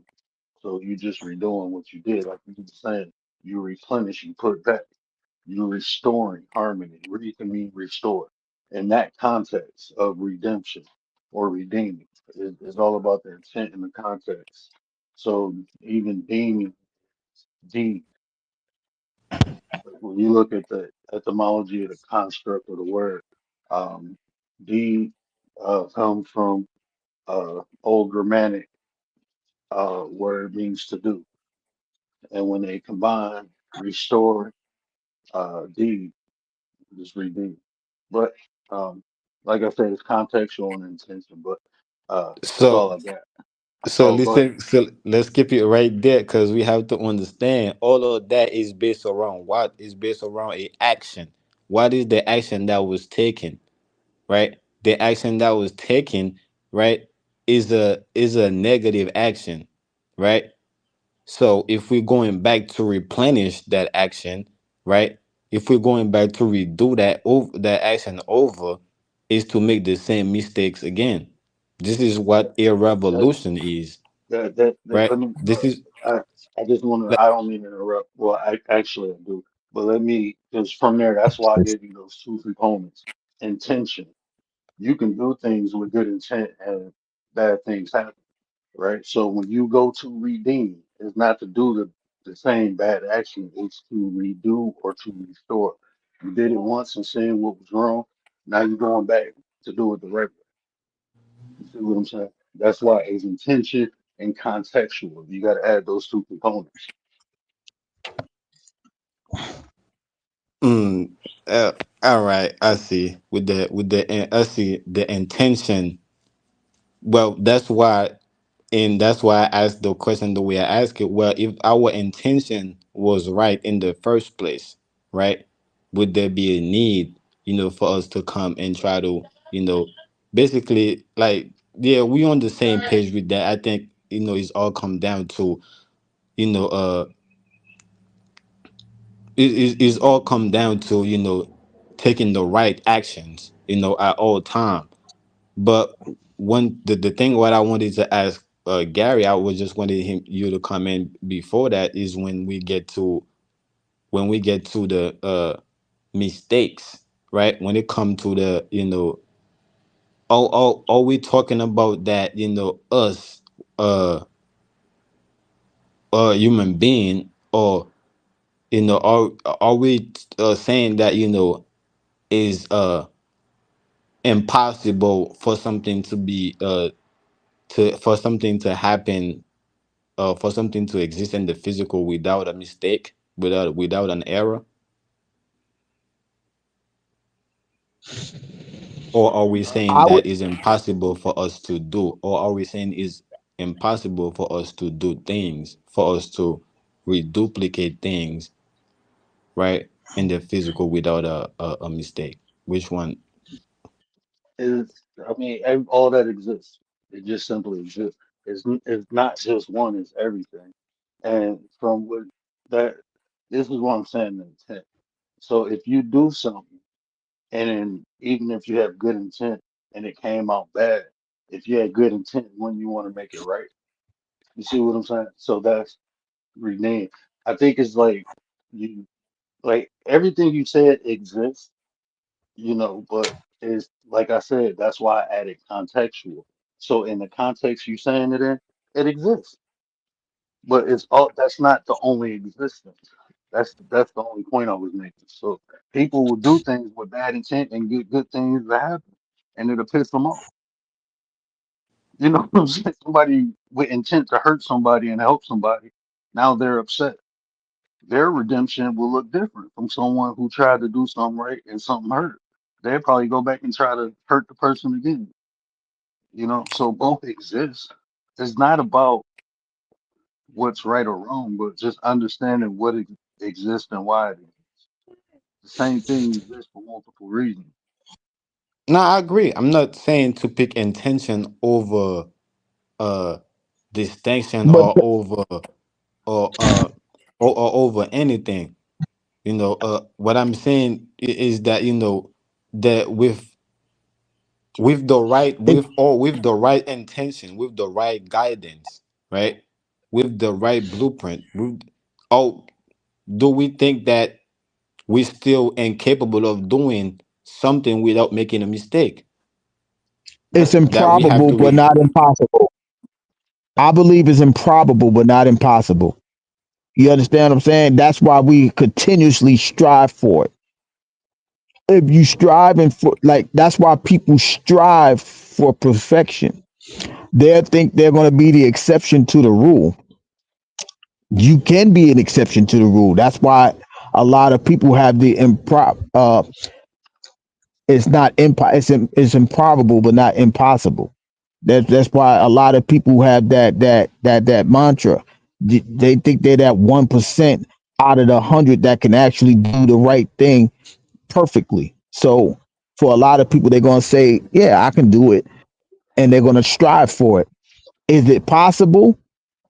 It's not possible for everybody, but for that one, they're gonna make it as possible as possible. If that makes any sense, it's okay. improbable, but it's possible. So we getting somewhere because I want to make sure I comprehend, right, what's being said, right? So it's not about things in the physical, but it's about things that being reduplicating in the physical. That's where the perfection. That's where we have the problem with the perfection. But my question is this: what are you trying? Like I because I don't I'm not comprehending what like you're Right. That's asking for what. Right. That's what I'm clarification, but asking what are you question. Cause, like? Hold on, Just 'cause one at a ask the time. direct. Let's hear each other. Yeah, Let's yeah. hear each other. Go ahead. Just ask the direct questions because I think the questions that you're asking to get to the answer is is what's causing like the confusion because you're speaking like from a physical and spiritual aspect, right? The inner and the outer. w- yes, but I centered it around the physical because it seems like a lot of times, right? People talk about that nothing is perfect, right? But a lot of time when they say things like that, it's towards the physical. It's in the physical. So I'm trying to Mhm. understand. Okay, in the things in the physical that's not perfect, is it the things that we're trying to duplicate that we can never get perfect, or is it the thing that's already exists naturally in the physical that's not perfect? So once I get the distinction, now we can try to go into, okay, why they are not perfect, or why we can never get them perfect. But like you were saying, it seems like, okay, there is a confusion between, in the physical itself, between the things we're trying to reduplicate and the thing that's already exists naturally. It seems like there's a confusion of which one we think that's not perfect, or Even when you observe perfection, perfection is just simply what a person perceives. Different things would be perfect for different people, but perfection is just at the end, not in the midst of it being created. So even the existence of perfection is perception. You see what I'm saying? So if my wife is not perfect, but she's perfect for me. My kids aren't perfect, but they perfect for me. So it's really in the perception. So is I love you too, mom, but I just don't like it was like you was merging multiple philosophies at the same time. That's why I'm like, hold on, because I didn't know if you were asking a question or were you setting it up for a statement. No, it's Mhm. because there was a statement that was made. You know, Gary made this statement. About we always going to make a mistakes, right? So that made me that tells me, okay, if we're going to always make a mistake, then somewhere down the line something is not perfect. And like I said, different people, that statement always comes about. And in different topic, that nothing is perfect. So I was just taking using that statement Gary just made and associated with that statement that's always being made in different places, and I was trying to center it on Yeah, You I going in see. and okay, out again? why do we say that again? Oh, my bad. No, I was saying he was going in. You was going in and out, so we didn't know what you was saying. But go ahead, continue. Yeah, so I was saying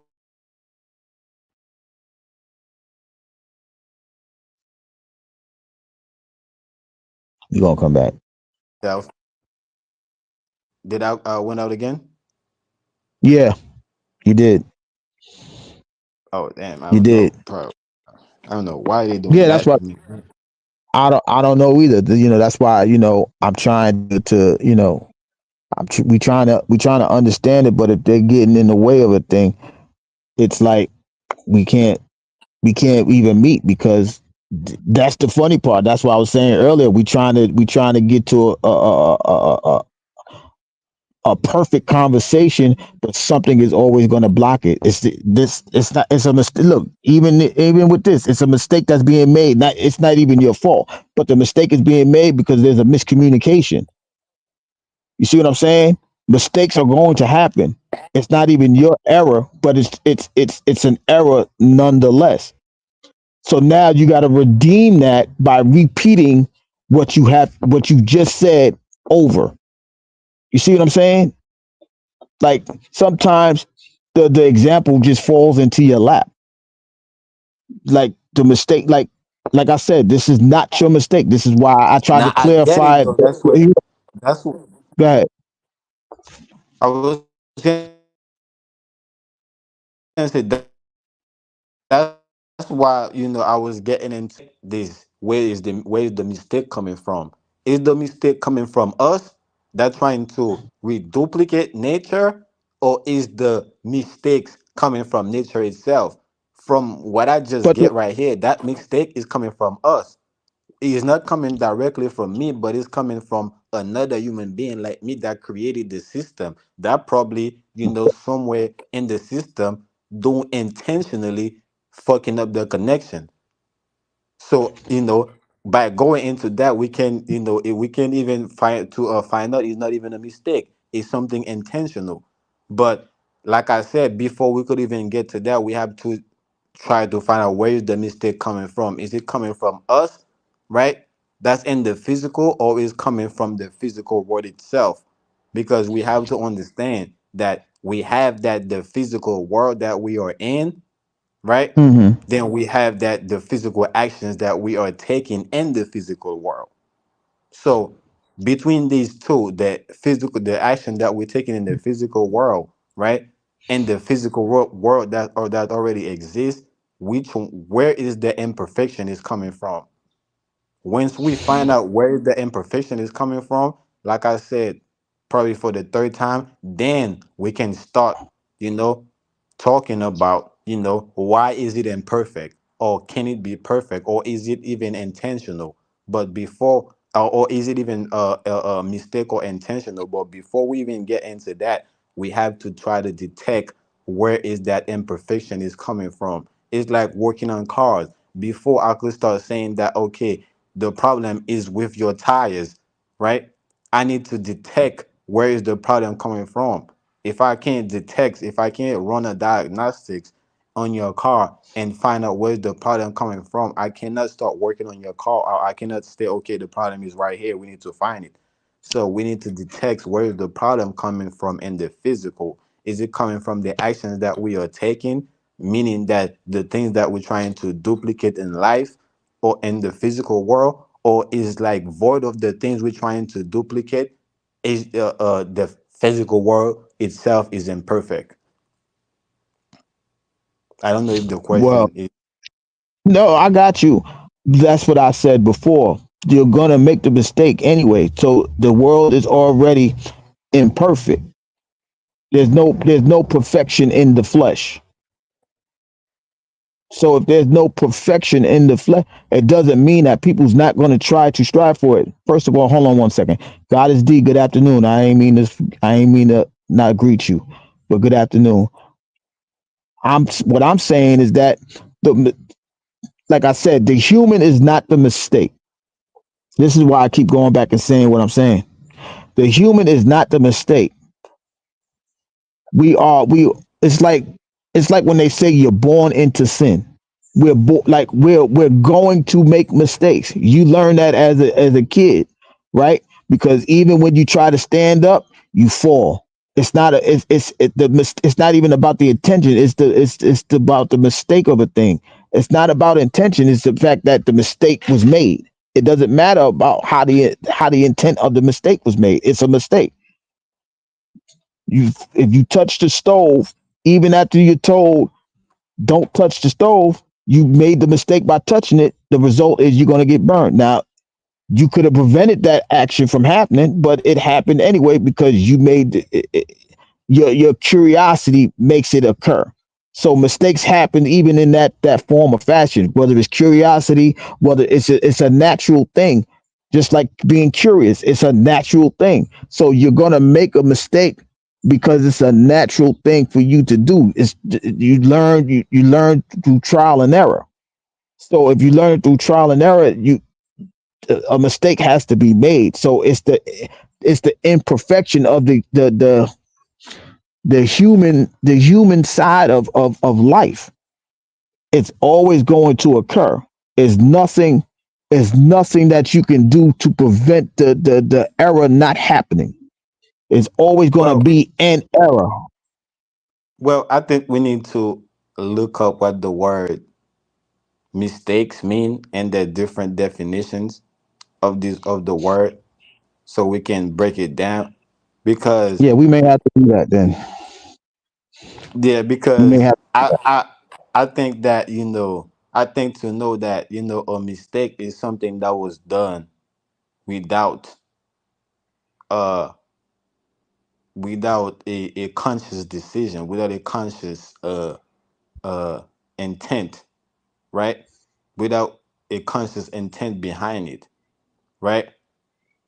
So it and of course it come from actions, right? Of course that's Hmm. something that we know it come from, the mistakes come from the action that was taken.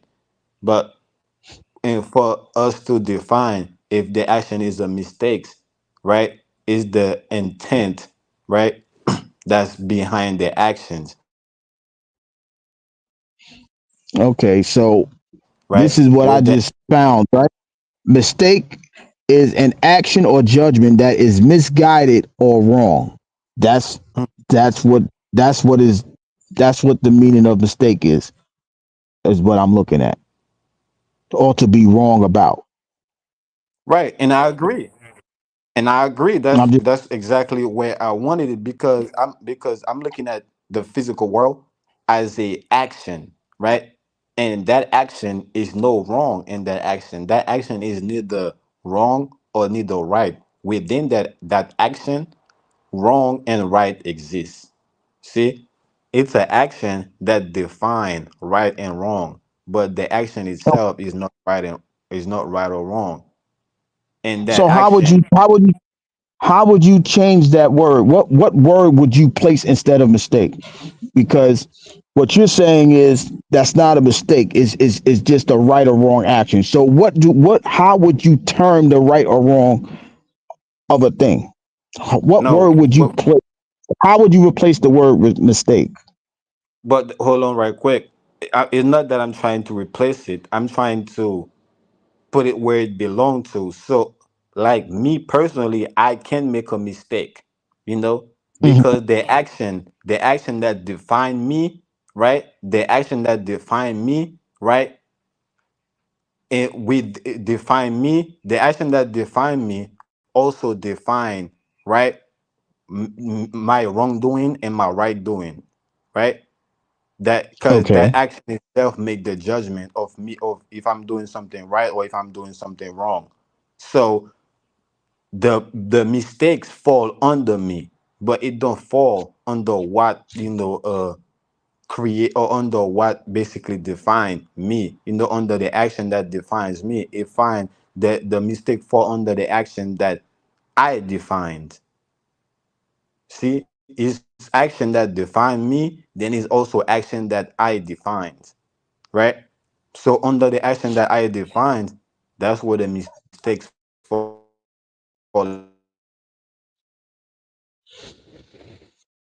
And the action that defines me, there is no mistakes. Okay. It's all conscious intentions. It could be So conscious, but that's why it could be it can be go ahead. conscious, but it also said in the definition misguided. So where does the misguidement come into play at? Is the misguidance coming from me being misguided. It's not that What and that's me define it because right the guidance that I was looking for, right? Because I didn't get that guidance, so I define it as misguidance.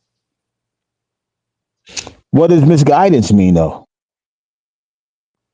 Uh for example, it's simple. Like You're not being. I'm looking for left, Go ahead. I'm looking for left, and I end up, on the right side. So that means you're not being guided correctly. Is that a safe way to assess that? Yeah. So if you're not being guided correctly, that's wrong, right? Yes, under what I Eh, define. Okay, so Not if you're under what being define guided, me. right, but if you're being guided wrongly, and that's a mistake, is that an error? Yes, but where is the mistakes come from me? It doesn't Okay, come hold from on. my I got guidance. you. I understand that, but what I'm trying to get to this point. So if it's an error, do you have to redeem the error?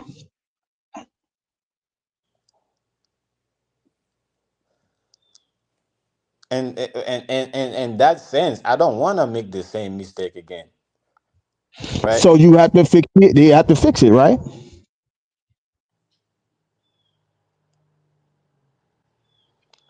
Did I lose you? Mm. Well, not losing me, we're losing the context, the No, no, essence no. of the I'm talking about, yeah. conversation. What I'm saying is losing you because you're going in and out. I didn't mean lose you. I mean, did I lose your vibe? Like you're going in and out. That's what I meant by that.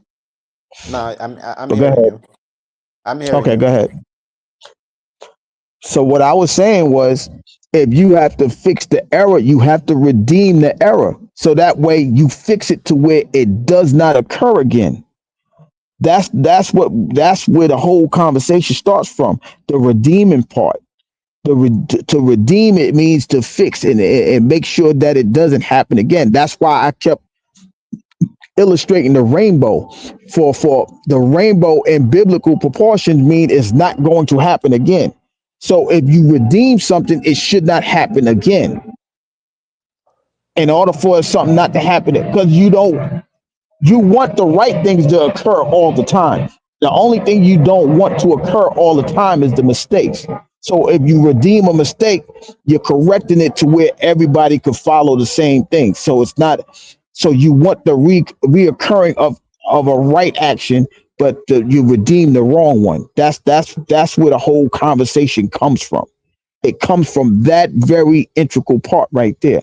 You want to do the right things. You don't want to repeat the wrong. So if you repeating the wrong, in order to stop the wrong, you must redeem it into a right form of action.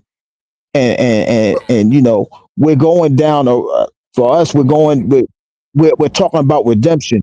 We're going away from the fact of how we are. So the original question was if we're demon. In order to redeem, you have to correct the mistake. You No, going down the that mistake was path. not the question. My question was if. I know that wasn't the question. I'm saying the original question, the question that started the whole thing. You asked about if we wasn't making the mistake, do we need to redeem? Right, right. Right. So Which lead me I'm back. breaking it down into right, and I'm going down the path that I'm going down because it's at that point to where we have to understand why the mistake is being made. If we're misguided into a wrongness, we have to fix the wrongness and make it right. That's where redeeming comes in at. And that's what But I'm listen saying. though, Go ahead. listen though. We should it bring me back to exactly where we at too, right? And this is the reason why I put it, in the way I put it. If we did the right thing, do we need redemption? So if I already being guided the wrong way, I can't fix that, right? Yes, you can. Because Hold on. Wait a minute. Yes, you hold on can. right quick, so you can see where I'm coming from, Go ahead. right? Go Give me ahead. Go like ahead. 30 Go ahead. seconds, right? 30 seconds. Go I ahead. Go can't ahead. fix that because I'm already me being guided wrong. Because fix means something like, it's just fixed, like a fixed star. It don't change. It's just what it is, right? So I can be fixed, in the wrong direction. You right?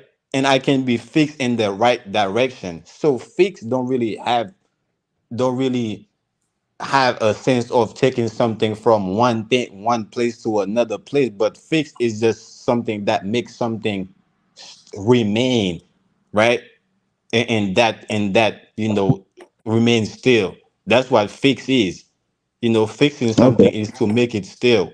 That's in that sense I'm looking at it, right? So So this is look, go ahead. let me ask you a question. You work on cars, right? Yeah, So when you work on cars, you don't use one tool. You use multiple tools, right? Whatever yeah, tool is best. yeah. This is I probably have to break down the word contextual, but even using fix, that's the wrong word. It's more of Get them adjust. lexicon. Go ahead. Now you want to adjust. Okay, if someone was misguiding you, you were doing the wrong thing. Just like if you were walking to your home and you realize I'm going the wrong way, what do? You adjust, Mm-hmm. redirect. It's multiple words. Is but being fixated on one word. I'm gonna use your word. Being fixated on one word, you will be fixtured to one concept, and you looking at the subject from one way when you have to look at it multiple ways. Listen though, I get totally what's being said. Don't think I'm going against or went over my head. What I'm trying to bring out is a lot of words, compound word. Because remember we spoke about that, how the English language is a lot of compound word. So a lot of compound word, you know, that especially with the word re in it, right, is being attached, right, to specifically repeat the same action, not in a different way. For example, right, to redirect and to change direction is two different things. But there is under one category or definition, to redirect is the same thing as to change direction. Do you get what I'm saying? So this is where Okay. they get us. This is where It's they get us with, another word again, and I'm gonna just finish with that, right? Another word Hmm. is revolution, right? We think when we're doing revolutions, right, is to go from one thing to go for to another thing, but instead is a reset, is revolve, like a revolver, right? Is to revolve the same actions again. This is why people, they say history repeat itself, nothing new under the Hmm. sun, because they have Hmm. managed to create a system, right, to have us we do the same sets of action that we did before. Damn, it's late. Yo, let me ask you a question then, Naga. Let me ask you a question. What's the Now go difference ahead. between, I'm about to ask you, what's the difference between change and improve?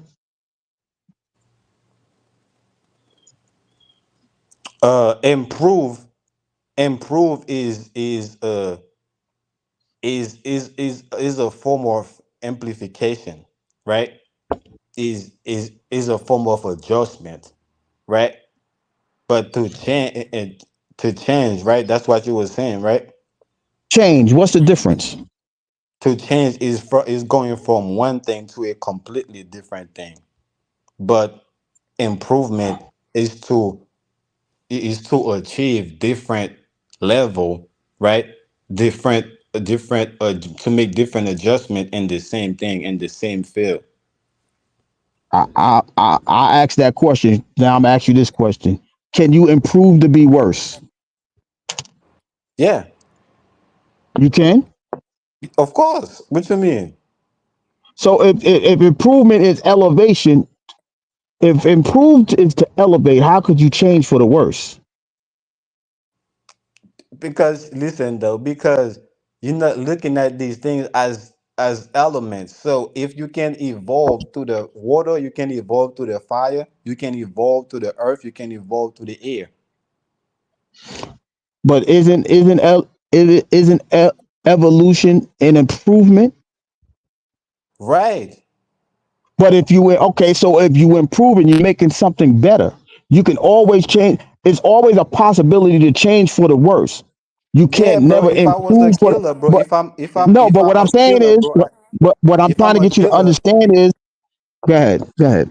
if I'm a killer, bro, I can always be a better killer. I was about to say Right. it's contextual again. Is Yeah, y'all but getting even if into it's context? contextual, what I'm saying is if it's contextual, you going when you say improve, you want to improve your score. What does that mean? Become a better killer. My skills, my But how is that positions. making it for the okay, if you want to be the best of something, is that better or worse? If you wanna be, you already said it. If you wanna be the best at something, you wanna be better. It's better. It's So not that's worse. that's an improvement, correct? Yeah, in a worse way because I'm a killer.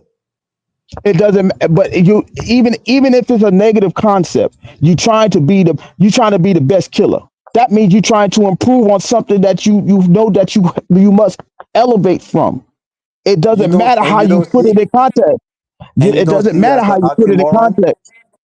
and No, you I don't see don't the oxymoron is a because I don't I don't paradox. I don't It I don't it because do. what I'm trying to tell you is you can't improve you to change for the worse means you know you're going backwards. If you improve and you're going forward, you're not going backwards. Even if it's in a negative concept, you're going forward into a thing. If you change for the worse, you already know you're decreasing and not increasing. That's the But that's what I understanding that said. I'm trying to get you. That's what I Okay, go said ahead. when you asked me. I said a change is to go from one thing to a completely different thing. But But what improvement I is to continue, improve or continue achieve different level in the no same field. no, but what you said, what you got us, the people in the chat, to believe that you can improve the worse. You can improve to be worse. Yes, just like I said, a killer, I right? don't, Is I don't think you hold on, can. What I'm saying is, hold on I right don't think quick. you can. Hold on Go right quick. ahead. A killer is the worst thing in our society. Or not even in society, a killer, someone that destroy life is the worst thing in the physical world. I don't care what Okay. anybody say. I don't care what Okay. anybody say. But to me, Okay. that's the worst thing. And But somebody that is that the worst, which is the worst thing, can improve in that field. In that field, Okay. this is why we Okay. glorify death. Okay. again, can I jump in real quick? But Go ahead. Okay. Go ahead. again, this is why I keep saying. I know you say context doesn't matter, but it do because context involves perception. That's a part of context. So, like what you saying, Gary, if you a killer and you get better, you improve, and that means you getting better at killing. You just improve. You improved your skill. What Naga's saying, even though you improved, you still worse. That's perception because we I, have our military. I mean, our FBI. We have people that go out and do that for our liberty, and they good at it, and we appreciate it. You know, so I mean, it's all about perception and how you view things. To say something is That's right or wrong is that's why I say it's a asinine paradox. and yeah, the realities merge. That's all this is. And mm-hmm. when you understand, like you have your own particular perception. So when Right. you speak in context of your perception. when he speak, he's speaking context of his perception. So if there's Okay. no general understanding, those two things are clashing. That's why a lot of times, like when I hear Naga, I'm like, he's asking a question to set up a statement, right? Mm-hmm. I hear that. Like I hear that within his Mm-hmm. question. And when he asks the question, the statement he's going to set up is going to be based off of what you say. You're going to prove or set up his point. And that's why I keep saying context, context, intention, because y'all saying similar things, they're just not the same. Same Right. and similar. Like when he was talking about the words, how they use the words. It's not how they created the words, it's how we utilize it. Most people don't Mm-hmm. know the word, so they use it out of context. So now that you Mm-hmm. use a word that's similar but not the same from what you were trying to convey to someone, that's where the confusion begins because people are using words out of context. Like he said, Mm-hmm. redirection is not, what did you say? Redirection is not the same as To change some, direction, redirected, is not the same thing as to change direction, but under now how, certain now, definitions, it, now it is the same thing. because now again context you have to look at it. The Right. second definition is usually a verb or a noun. The first that's how they break them down, is how the word exists alone and how the word exists with other things, meaning the intent.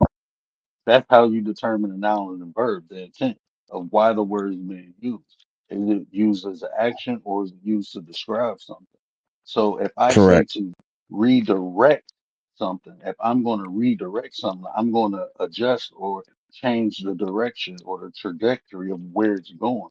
Now I can change it many different ways. That don't mean I have to go from forward to backwards. I can just adjust it and go 45 degrees instead of 90. Mm-hmm. You see what I'm saying? So it's the context of what you're using it and the intent of what you're trying to convey. That's Yep. why But it's important to understand. Like I agree, it's important to that's why I'm a wordsmith, But again, That's why you elected on. is the context, and that's just where the conversation goes awry. but But look though, I going want to back say to the this verse, though. I want to say this because you do well. It is one thing you said that kind of get to me, but it didn't get to me in the way that I felt like it should. Is Uh, the perception thing, right? You see, a lot of time, I'm giving my conception on things, you see, but because the conception coming out in a unfamiliar, right, that's not common, right, to the to the collective senses, so I gotta go into my own perception of my conception, right, to let to show what the people, I mean, to show that okay, what I'm saying is not so far off from how what or how you see things, right? If we're saying the same thing, it's just the, like you said, the perception that the people is coming from, they don't see the conception that is create. You see how mm, I say the perception that they have, they don't see what kind of conception it created. You see, but me, because I know type of conception that I have based on my reality, right? So it allowed me to go and find the exact perception that will match whatever perception the people have, right? If so, they say what they're saying, I say what I'm saying. At the end of the day, we both agree, right? But we're coming from two different perception, and if you follow the perception, it's going to give you two different type of conception. yeah, Coach D. Get your last word in. I gotta get out so bad. I gotta get off of this thing. Go ahead, Coach D. yeah, I agree with what he said. I mean, and that's why it's always intent. Like when I speak, I'm gonna just speak for myself. Like when I was the word, right? When I was the word, I missed the word I already. I need him back. Bring back the my word. Oh, God. my intent was different. You know what I'm saying? So the way I Hmm. approached things was different. I wanted people to comprehend what I said, you know. So I went about it a certain way. Now I'm done with that. You know, that didn't work for me. Um, so now it's like I'm just gonna teach, and if people receive it, they receive it. If they don't, then it ain't meant to them. You know what I'm saying? That's just how it is. Uh, so I totally dig what you're saying. Now I'm Like the same 90. way.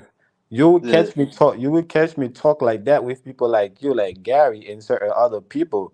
But most of the time, I will say what I say, and if you agree with it, you want to debate or whatever the case may be. You go ahead and do what you do. I'm just gonna say what I need to say, and when I need to say, if I feel like saying it, I'm not going to break down and make you think that okay, what I'm saying is not crazy, it's not so far off because I know, like I said, I know my conception and the perception, and I know all these things. So I only do these things with people like that, like you. Like I want you to know that, just like you want me to know that. Hey, listen, we're not in no disagreement. We on the same, we're in the same page, and we can actually move forward with that. It's the same thing. That's how I move. I'm not about to go and break down because I understand 80% of the the collective is sleep. You know, they so sleep. Let the sheep And sleep. yeah, you got listen. That's just it's that's why I always say when we had these conversations, it's best that we had these conversations for everyone to see because somewhere else this could be this could be spoken of as an argument, but we are three gentlemen that are agreeing to disagree with a statement, but it's not turning into a state of argument. Even if we don't, even if we think, oh, he don't know what he talking about, he don't know, whatever we thinking, we have all come to the agreement that we can agree to disagree, and we could leave it there and still be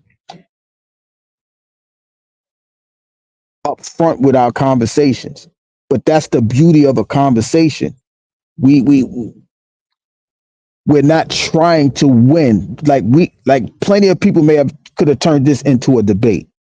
We're not going to turn this into a debate, even though like we we we we we we cross talked each other, meaning we spoke when another person was speaking to try to get the point across. But at the end of the day, we still left it at a conversation to where we could respect the decision, we could respect the comments, whether we agree or disagree. The comments are to be respected. When you debate a thing, you trying to prove that person dead right or wrong, and then it goes to somewhere to a different level of verbal talking. And like I'm truly glad that we can have that here.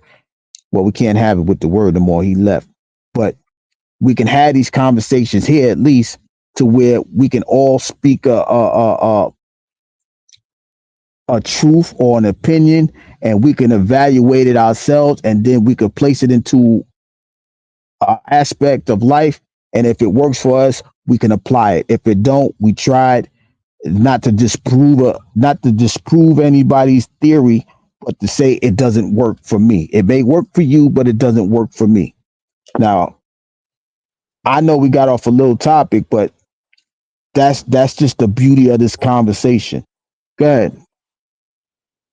now I was just gonna say that that's the problem that the world have, and that's why we constantly going from from one a polar shift, right?